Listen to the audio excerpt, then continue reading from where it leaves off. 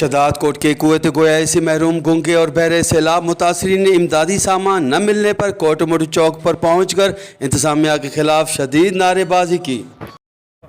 जी कुछ वक्त का मुसलसल हलंदड़ तेज़ तरीन बरसात जंहिंमें काफ़ी घर ढही पिया, माण्हू बेघर थिया, उन सां गॾु काफ़ी गूंगा ॿोड़ा बेघर थिया, मुतासिर थिया, जेके बेहारो मददगार वेठा आहिनि।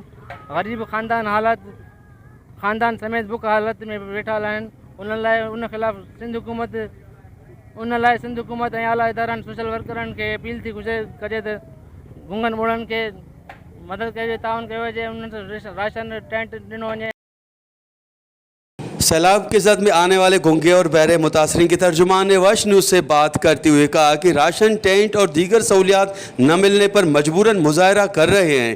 उनका मजीद कहना था कि सैलाब की वजह से हम अपने घर छोड़कर दर बदर की ज़िंदगी गुजार रहे हैं। इस मुसीबत की घड़ी में हमें भी राशन टेंट और इलाज के लिए मुख्तलिफ अद्वियात फराहम की जाएँ। कैमरा टीम के साथ गुलाम अली ब्रावई, वश TV शदाद कोट।